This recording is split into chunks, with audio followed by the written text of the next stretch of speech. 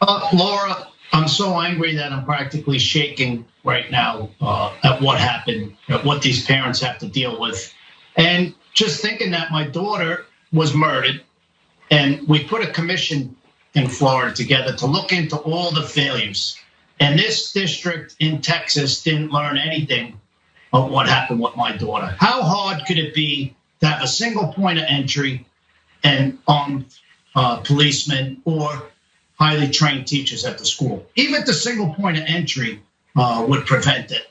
And it just angers me. This didn't have to happen today. And the fact that we are still having these conversations about just putting barriers in place to make it harder for someone to gain access to a school, whether it's an intercom or bulletproof glass or one security officer. It's the parents. It's your responsibility where you send your children to school. That you need to check where your kids go to school. You need to go back to the school and see, is there a single point of entry? Do you have guards at the school? Because a lot of these private schools, they take security way more serious. Private schools take security way more serious, says Andrew Pollack, who lost a daughter as well at Sherman Douglas in Florida a few years ago on Valentine's Day. So he's hurting too. Every time this happens, he's hurting, and he has what he thinks are reasonable solutions. But I think if he looks into the way these things happen, and that plexiglass and barriers and extra security and whatever the hell else he was talking about, that's up at many schools. People still get shot when they walk outside of it. They still get shot when they go down the street. They still get shot when they get off the school bus. It just happens. So is there gonna be plexiglass around every human because we're too scared to tell people that are owning their guns that you don't get to? Yeah, we've got to that point. This is what many libs are afraid of saying. No, I don't want to take away your guns. I want to take away your guns. Yeah. I want to take away all of your guns. I want to take them away. Yes. Because I don't want you taking away more lives. And you're you know what? There's many of these law-abiding gun owners. They kill people. Sorry. Let's jump back into actually where this was going. That was one bad take from Andrew Pollack. As you can tell, he's a parent from, as I mentioned, who's lost a kid as well. Ted Cruz, since we're gonna go over to politicians now who want to score some points off of this. Here's Ted Cruz talking about it, and he has a way to prevent this from happening in the future. Watch. We know from past experience that the most effective tool for keeping kids safe is armed law enforcement on the campus. Inevitably, when there's a murder of this kind, you see politicians try to politicize it. You see Democrats and a lot of folks in the media whose immediate solution is to try to restrict the constitutional rights of law-abiding citizens. That doesn't work. There's Ted Cruz trying to restrict the rights of law-abiding citizens. We restrict the rights of Xavier Lopez at 10 years old. He's got no more of those. Next up, Herschel Walker. He wants to avoid the question, but he's not a seasoned politician. So when he was asked the question about what to do, he just kind of mumbled and ran away because he has no answers either. Watch. Hey, Bonner Roger with CNN.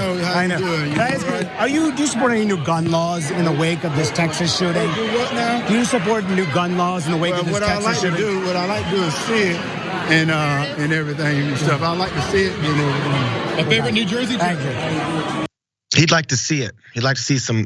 He just won his primary, and he's going to be the Republican candidate down there in Georgia for Senate. He'd like to see it first. When I guess he's trying to see the bill that no one's going to write, or the bill that's going to be written and then gutted and then not going to get passed. He'd like to see it before he votes against it, is what Herschel Walker would actually like to say, because he's going to do whatever the Republican Party tells him to, because he has no idea what the hell he's doing.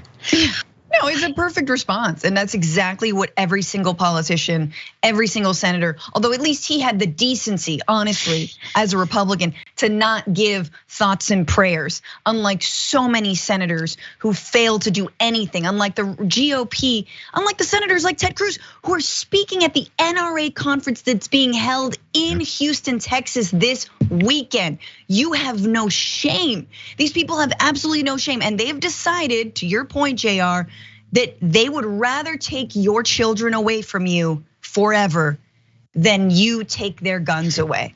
And again, we could talk about what that would look like. What if you had to lock it up? What if you had to only fire it in a range? What if there were precautions and safety measures? But no. It always lies on the victim. Gun violence is the perpetual blame the victim tragedy. Somehow it's a tragedy. We have no idea. One point of entry? I'm sorry, what is this, Fallujah? Like, what the hell? What are we talking about here? This is a school. People should feel free unless you have a militarized AR-15 armed guard in every single classroom. I'm not talking about schools. Every single classroom. You won't prevent it, and guess what? Even if you had that, what's gonna happen? More people are going to die because when there are more guns, when there are more firearms, when there are more law enforcement, what happens? People are brutalized, they're killed, there are situations that are escalated to the level of lethality when they shouldn't even be escalated to that point at all. When these kids should be focused on learning. And they're so concerned about them learning about our racist histories and slavery and critical race theory. It's gonna destroy their kids and our kids in their future if they learn about where all these things come from. One more real quick thought, because that father at the top there, he was talking about public schools do this better. 2 + 2 is 4. Public schools do this better. They've got money because rich people or people that get these grants and scholarships for these schools, there's money that goes to those schools. You know what's underfunded? Schools. Public ones especially. It's a part of the political game that comes from Republicans and what they actually want for things like this.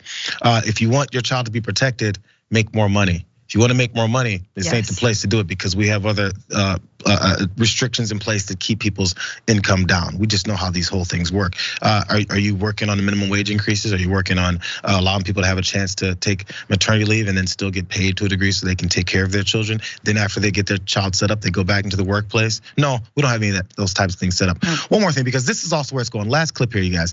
I'm sorry, we won't get to Kellyanne Conway, maybe later. But the worst take comes from this former FBI operative. He was on with Jesse Waters. And I heard this when I was listening on the radio as I was leaving the office yesterday. And this is where this could be going. Because I mean, I never think that there's a concerted effort that goes from one of these types of shootings like, this is what we wanted, good, nice setup. Now let's take this to the next level of the kind of policies we want in our country. I don't believe in those types of conspiracy theories, but there's definitely people who like to take this as an opportunity to float them. Here's his solution for the problem we have with guns in the country. Watch. All we can guarantee safety is we live in a country where we cherish our civil liberties, right? Our privacy protections and the right to free speech. And then you balance that with security. And I've always said, if you give law enforcement the opportunity to impose martial law, we can guarantee safety and security.